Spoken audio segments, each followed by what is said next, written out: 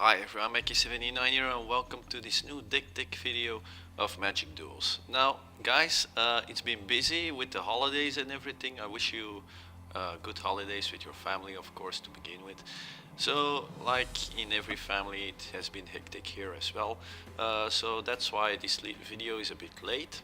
Also, I was trying to build a Rakdos artifact aggro deck, something like that, and it didn't quite work out very well, so I ended up deleting the deck, but I spent a lot of time with it, but it didn't work out. So I built this Gruul energy deck. Now I know it's not the most creative or the most original archetype at the moment, but it allowed me to build something at a pretty fast pace and something that gives pretty good results as well. So I wanted to make a video again because it's been a while, and yeah, that's about it. So I put this all together pretty fast. Basically the deck builds itself, and the plan of the deck, the strategic aspect of the deck is just put out a lot of creatures on the board and beat your opponent to death. And we're going to try to do it a bit faster than normal. So it's not a control deck or anything, it's a bit more mid-range, early aggro style. Now, one thing worth noting is that all the cards in this deck are from the Kaladesh expansion.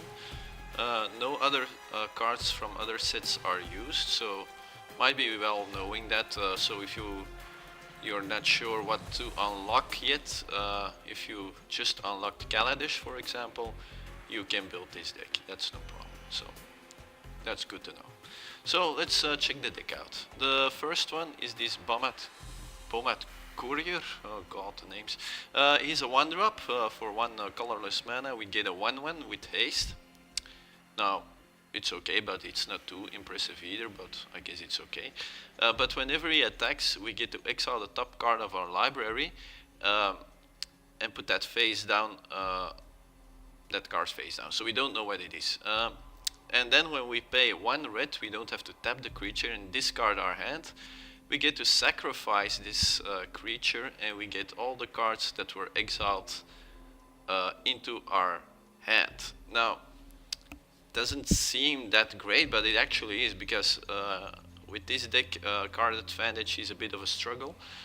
And when you get this guy out early and you get to swing with him a few times and you have the mana left and you don't have any cards left, then he can pretty well, he could refill your hand actually. I had it done before, so it's a pretty good card actually.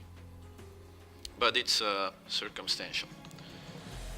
Then the Blossoming Defense for 1 green mana. It's an instant speed spell, and target creature you control gets +2/+2 and gains hexproof until end of turn. We played 3 copies of it. Now it buffs, so we get to go through for that extra damage, and our creature gets hexproof, so it's a protection as well. So pretty damn good for 1 mana, pretty good. Then the Thriving Grubs for 2 mana and 1 red and a colorless. We get a 2/1, and whenever he enters the battlefield, we get 2 energy counters. Now this deck is all about energy counters, so that's great. And whenever he attacks, we get to pay 2 energy counters, and if we do, we get to put a +1/+1 counter on this guy.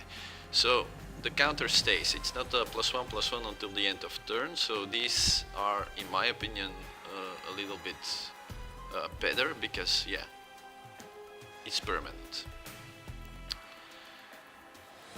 Then this Sage here for 2 mana, a green and a colorless. We get a 2/1 as well. He enters the battlefield, you get 3 energy counters, and that's it actually. He doesn't have any ability to use energy counters, he just gives them. Now most cards give 2 energy counters, this one gives 3, and he's an early drop, so yeah, pretty good. Then 2 mana, a red and a green. We get a 3/2 Brawler, and when he enters the battlefield, we get 2 counters as well, 2 energy counters. And whenever he attacks, we can pay 1. We only pay 1 energy counter, and if we do, he gets +1/+1 and trample until end of turn. So pretty damn good as well. Pretty nice card. He's an early beater even without the energy counter ability. He's a 3/2 for 2, which is pretty good. And you get buff him up until 4/3, and even with the blossoming defense, he can come in for some pretty good early damage. Then the Harnessed Lightning. Yeah, I think this is one of the best removal cards at the moment. You pay 2, a colorless and a red. We get to choose a target, creature, and we also get 3 energy counters, and we can use any amount of energy counters that we want. So if we already have some, we can use more than those 3, and then we deal that much damage to that creature. So also pretty good is that the moment that you have to choose how many counters that you're going to use, your opponent can't react anymore to that. So you target your creature, it comes on the stack, your opponent can react, he can buff his creature, but then after that you still decide how many counters that you use. So pretty good card, pretty decent, and especially in this deck with all the energy counters, there's not much that can stay alive with this card unless it has indestructible, of course. Yeah, pretty nice. Only downside that you could tell is that it doesn't do damage to the player, but that would be a little bit OP. Because most of the time I prefer my burn cards also to do damage to the player to finish him off, but this one is just a great removal card that has a pretty good spot in this deck. Then I play 2 cards of the I'm just going to say the Reunion. 1 colorless and a red, sorcery speed, and as an additional cost to cast it, we have to discard 2 cards, but we get to draw 3 cards. So as you will see later on in this video, the maximum mana that we can spend on a card is 6, and that's just 1 card. So when we're at 6 mana, then we have all the land and mana that we need. After that I start saving up my lands, and when I draw this card, then I will play it and have some card advantage.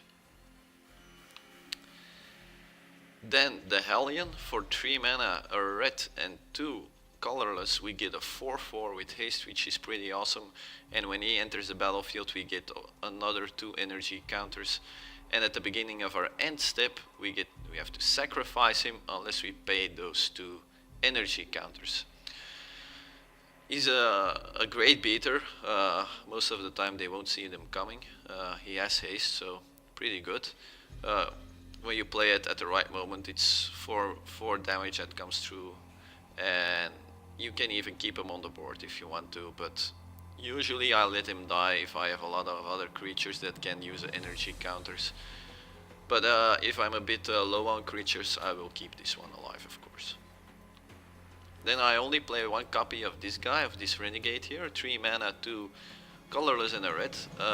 He's only a 1/2, so I think the body is a little bit on the low numbers. But whenever he enters the battlefield, he does give us 4 energy counters, which is a lot. And then his abilities are, yeah, they're good, but they're not great in my opinion. We can pay 2, tap him, and deal 1 damage to a target creature. That's a little bit blah. And then the second ability is we pay 1, 2, 3, 4, 5, 6, 7, 8, and we get to deal 6 damage to a target player. Now that's good, but that's a lot of energy counters. If you can pay it and you can finish him off, great. If you can't, yeah, then you at least have the 4 energy counters out of it. And that's the only reason actually why I play him. He might be a good blocker, and energy counters that he gives is a good addition to this deck. And he curves out really pretty good. But I only play 1 copy of it. Then 2 copies of this Architect, 3 mana as well, but with a green instead of a red. He's a 2/3 body, and whenever a land enters the battlefield under your control, you get an energy counter. That's really good.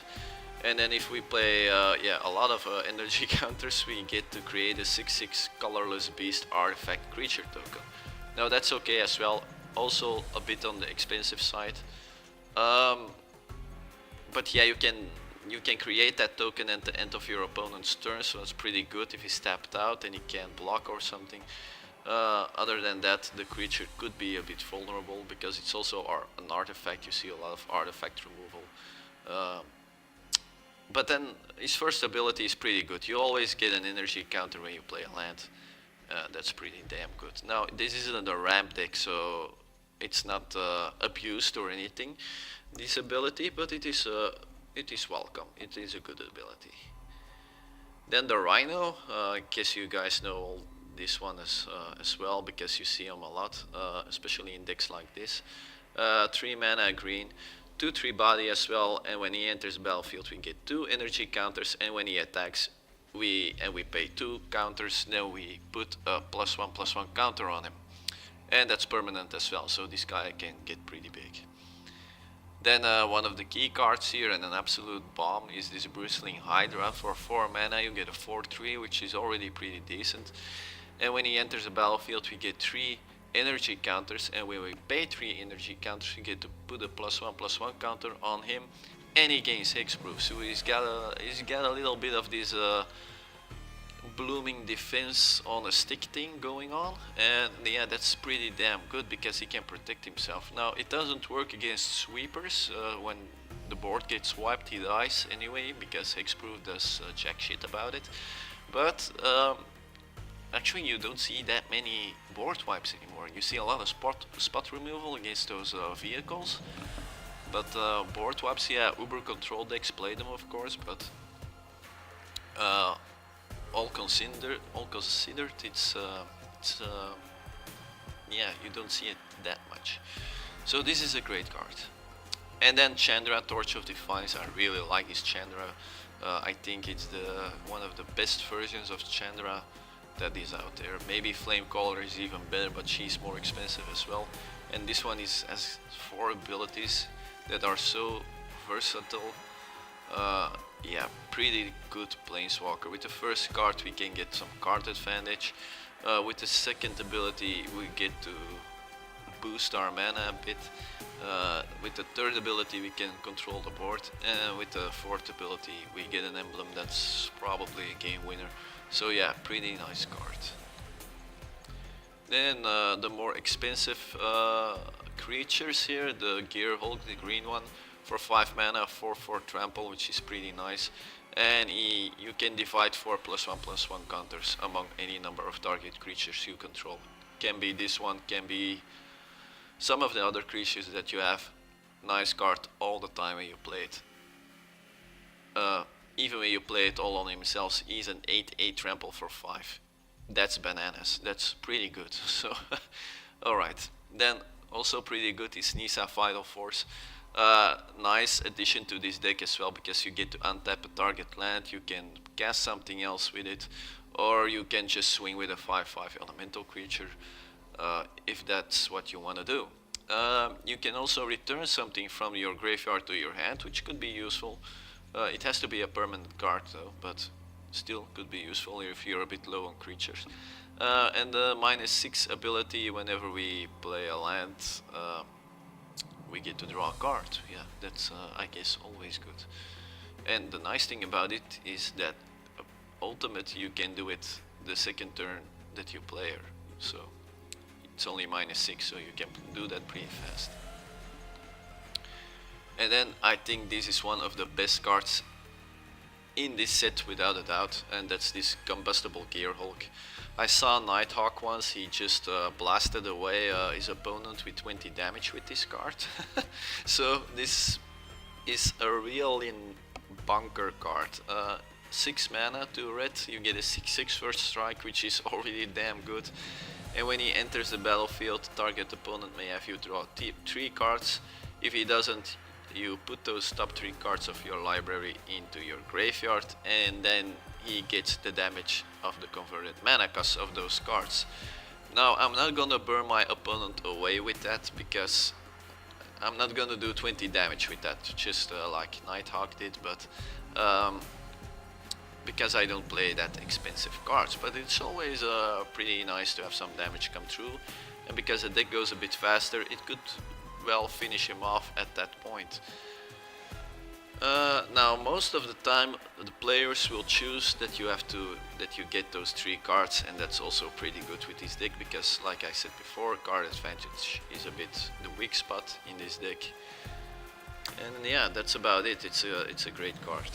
Then for the land I have played 7 mountains, 9 forest, the Cinder Glades 2 copies, the Rootbound 2 copies, of course the Aether Hub to give me some extra energy counters, all 3 copies, and then the Timber Gorge, all 4 copies. Now you guys know that I'm a fan of Evolving Wilds, but I'm not playing him in this deck. Might seem weird, but because I like the card draw, and I don't want to miss a land drop early in the game, yeah, I choose to do it that way. And if I have extra lands in my hand, it's not that big of a deal, because if I draw this guy, then I can discard those lands. So that's the reason why I don't play Evolving Wilds.